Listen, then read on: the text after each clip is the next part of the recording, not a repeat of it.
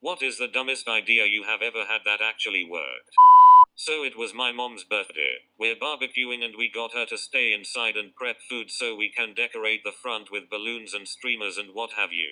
Well, we got the whole thing done in secret as hoped. But then we realized there was no way we could get all the leftover decoration material and balloon pump inside without her noticing. Now there are two ways into our house. The back door that leads into the garage and then into the kitchen where mom was, and the front door which is visible from the kitchen sink. So, I told my brother I would go in from the back door and distract her while he brought the stuff in through the front, and down the hall past the kitchen. Once I got in the kitchen, it had occurred to me that I had no plan of attack, so I legit just said, "Hey mom, look at this dance I made."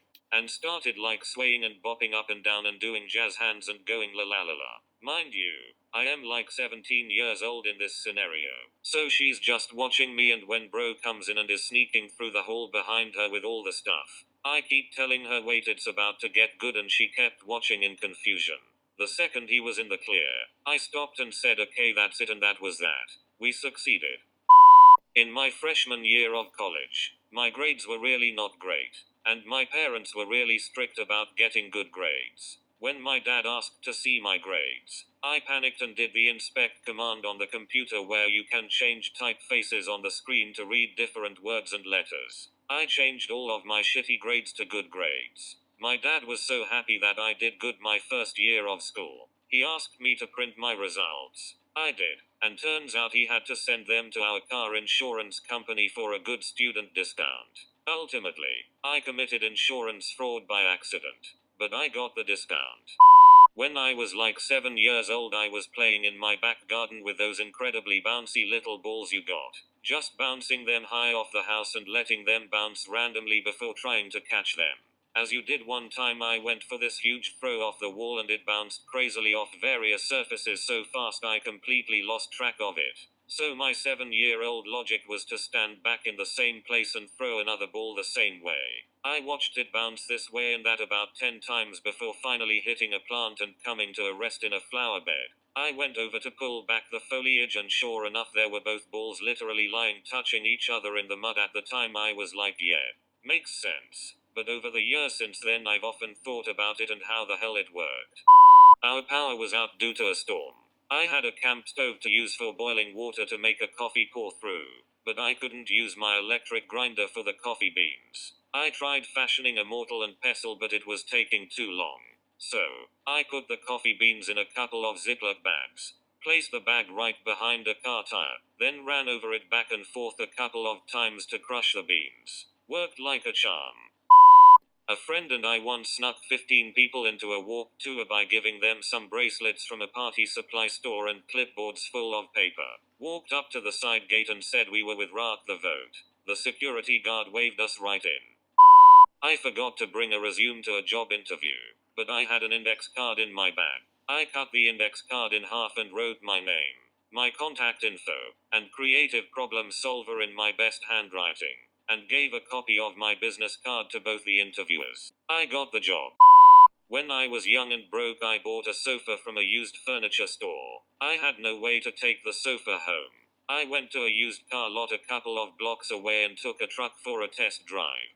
A storm broke a limb on a tree hanging over my house in my backyard, but it was still hanging on by a few splinters. I didn't want it to fall, and it wasn't in a place where I could use my ladder to get to it. So I found some rope, tied a brick to it, threw the brick and rope over the limb, made a crude rope swing, and swung and pulled at the branch until it finished breaking.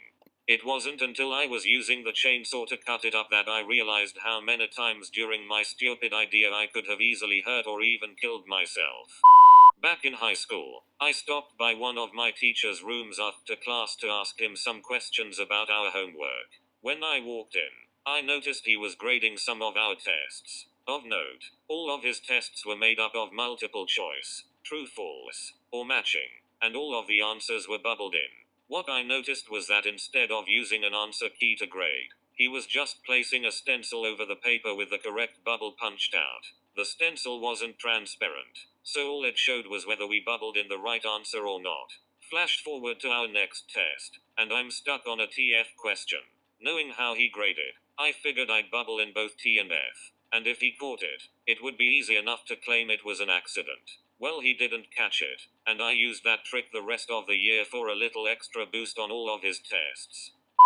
In college, I was taking a class that required me to purchase an online textbook and workbook that was registered under your name, basically ensuring that each student would have to buy a new online copy each semester instead of buying used textbooks. I had a friend who took this class a semester before me, so we came up with the idea to message customer service and explain that I had recently gotten married, so my last name had changed, and I legally changed my first name from my friend's first name to my first name, and I would need them to change it in their system. It totally worked, and the rep even congratulated me on my marriage. This idea could have easily gotten me fired if it went wrong. I was working as art director at an animation studio, making videos for clients. One client was especially pesky about the use of yellow in the background. They wanted it to be that of their logo, which was this horrible neon piss yellow. We advised against it, but after numerous calls we had to cave and gave a version with that color. They hated it, and asked for a change. What followed were 12 versions with numerous calls in between tweaking the color over and over. Eventually I got tired of it and just sent the original version again. I didn't even bother to rename the file. The client said, "This looks exactly the way I wanted. Thank you." How that ever went right, I still have no idea. Far from the dumbest working idea in the thread, but I once got an extra day to work on a video project in high school by coming to class with a video that was just a quarter second of blackness, eagerly volunteering to go first, then acting confused and scared when the file didn't work. The teacher took pity on me and told me to just bring it the following day, and I got to finish it that evening and still got full credit as if I did it on time. I once completely blanked on an essay assignment and didn't realize till I was sitting in class. Luckily, the teacher didn't collect the essays till the end of class, and I proceeded to write the whole paper in my notebook during lecture. When people were handing in essays, I went up and told the teacher that I forgot to print it, but I had a version in my email, showing him the handwritten one to prove I had completed the assignment. He let me go print it, and I typed the whole thing up in like 5 minutes, ran back, handed it in, and got like a C or B. Couldn't argue that since I was about to get a 0. Was really desperate to leave past employer after 15 years. Had been applying and interviewing and striking out. Finally got an interview at a place where, at the time, I felt, meh, I am not really sure this is right for me, but anything is better than where I am at.